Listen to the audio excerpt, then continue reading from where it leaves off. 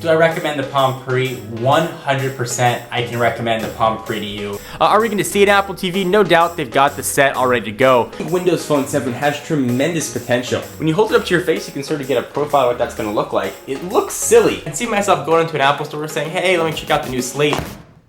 So yeah, I was wrong.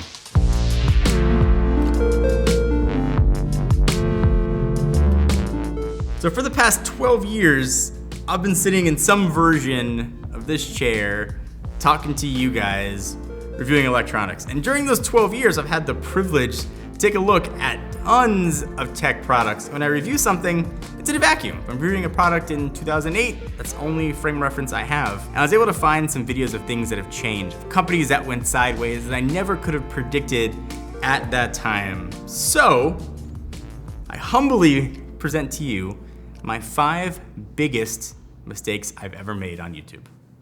Do I recommend the Palm Pre? 100% I can recommend the Palm Pre to you. But when I thought about mistakes, the first thing that came to my head was back in 2009 with the Palm Pre.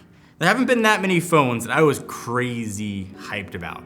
I mean, when John Rubinstein took that CES stage and showed what WebOS was, it was amazing, and I still think that's one of the greatest keynotes I have ever seen, and I could not wait to get my hands on it. It used card-based multitasking. I'm sure it's something like that sounds familiar. It had a slide-out keyboard, a capacitive touchscreen. It had a gesture area. It was the first one that I can remember that offered inductive charging. It had this touchstone charger. It was an optional accessory to buy afterwards, but it worked, and it worked well. And wireless charging back in 2009 seemed crazy futuristic. This was the first true competitor to the iPhone, and in a myriad ways was better than what Apple was offering. So again, benefit of hindsight. Palm made a few really big mistakes that proved to be catastrophic. First, launching with Sprint, one of the smallest carriers in the US at the time, was probably a mistake, but the bigger mistake was the ad campaign that went along with the Palm Pre. That was the most cringy, weird ad campaign that said nothing about what was a really revolutionary device. There were huge build quality issues. Again, I had to get 3 before I found one that worked. And if you go back and watch really almost anyone's initial Palm Pre review, they're glaringly positive. I gave it, on a 1 to 5 scale, I give the Palm Pre a really solid 4 3/4. People loved these devices, but consumers didn't know what it was.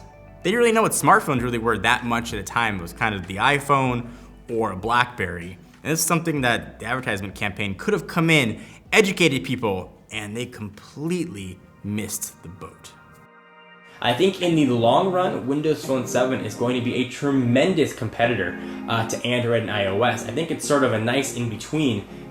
So a year after Palm introduced WebOS, so in 2010, Microsoft entered the mobile OS game with Windows Phone 7. I was actually at the launch, and I remember when they handed me my HTC and LG made Windows phones, and these things looked amazing. And unlike any other phones I've seen, this live tile interface gave you information at a glance. You could customize the tiles.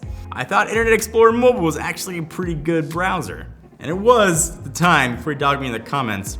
One of the greatest things I think that Windows Phone had going for it, their on-screen keyboard was ridiculously amazing. The Windows Marketplace, I thought, was gonna be a burgeoning app ecosystem. It didn't launch with very many. It was oddly tightly integrated with Facebook, but the apps that I used, I could get either a first-party or a third-party app that did the same thing. And I went on camera and I said, if you're looking to get a new smartphone, I think you owe it to yourself to at least look at Windows Phone 7 because you might be surprised. It feels very, I guess, un-Microsoft-y. Maybe the biggest problem was that app support that I thought was going to come never came. And sort of a weird issue that popped up was Microsoft bought Nokia. So then Nokia started making Windows phones, and your LGs and Samsungs and HTCs didn't want to compete.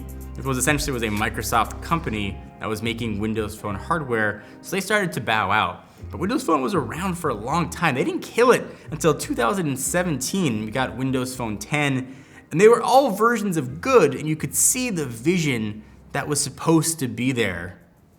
Just never took off what Microsoft hoped. And speaking of that last word, pro, I'm still not sure what's pro here. All right, so for a more recent miss, 2015, on the launch of the original iPad Pro. And the iPad Pro was definitely not what it is right now. There was only one version, it was 12.9 inches, and that seemed absolutely ridiculous to me running iOS. It was sort of the first taste we saw of Apple's sort of tablet as a PC vision, but it was very clearly not there yet. But I wanted to try it, and I wanted to use it as my only computer. So I was actually flying to Germany. I was doing a video with BMW at the time. So I took it with me, and trying to use it on airplanes was like unwieldy. Trying to communicate and do all my email and typing that I needed was fine, but when I need to do actual computer stuff, it started to fall behind, and I couldn't wrap my head around a 12.9 inch tablet. I didn't see a use for it.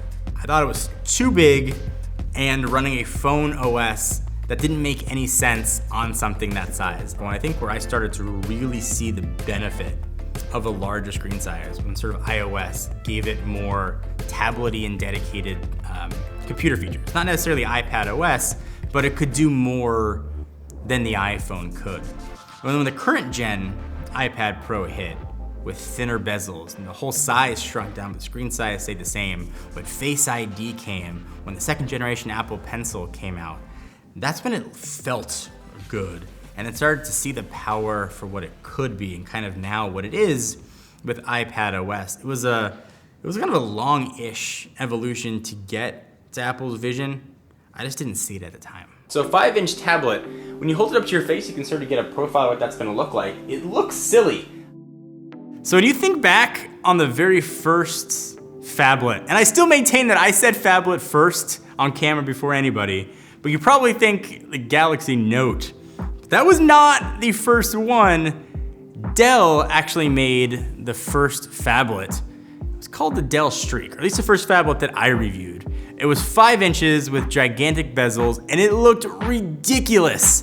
Dell had no idea what it was or how to market it. They were like, you could use it as a GPS in your car.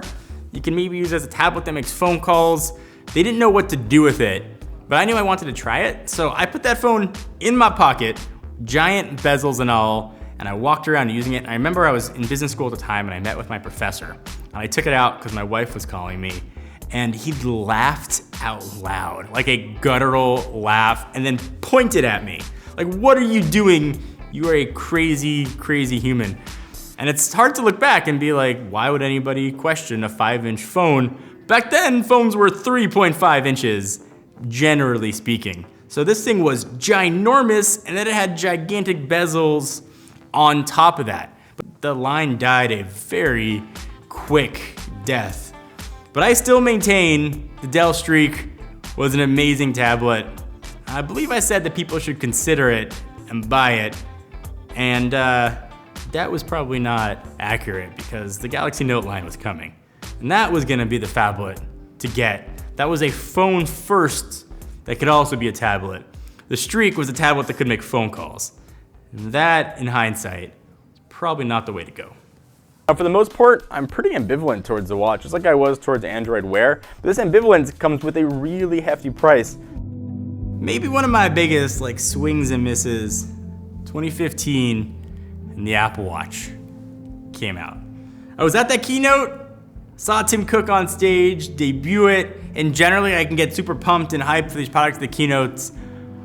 I was like, why is somebody going to want this? I was super invested and in love with my Moto 360 running Android Wear. That was a jam, it was round, I don't care about the stupid flat tire it had. It looked awesome. And I said very publicly that Android Wear was amazing, and it was gonna be what people should use, and every watch should have Android Wear, and clearly that was also another miss. But the Apple Watch for me was nothing more a notification machine. And what's kind of funny was the things I knocked on the Apple Watch for, just big notifications and kind of slow running apps, are still the case on the Apple Watch. But I'm a big enough man, I could admit a miss on that, because I love my Apple Watch. And I think what sold me on it as time passed and generations went by was the health features that got built in. Obviously, I love you can close the ring, something that launched with the watch, but as more features got added, it became more of a part of my day, something I would just look at to see who was calling me. So a miss on the Apple Watch, also a miss on Android Wear, but I still maintain I was dead right about the Moto 360 being amazing and the greatest smartwatch that was ever made. So I had a blast looking back at these old videos, cringing at myself and what it looked like and all that kind of fun stuff, but also the benefit of hindsight now, looking back. To alter my perspective a little bit about videos I'm doing now. So looking at OnePlus 7 Pro. Am I gonna be sitting here in 5 years being like, wow, we didn't know what was gonna happen to a company like OnePlus? Saying we didn't know what the iPad was going to be and now it's my only computer that I use in 3 or 4 years. Looking at the past got me thinking about the future and sort of reevaluating how I look at products, maybe coming out of a vacuum a little bit more and trying to see a bigger picture. So I think in that aspect, can learn from the mistakes. I hope you guys had fun kind of coming along with me as I went through the time machine of tech mistakes past.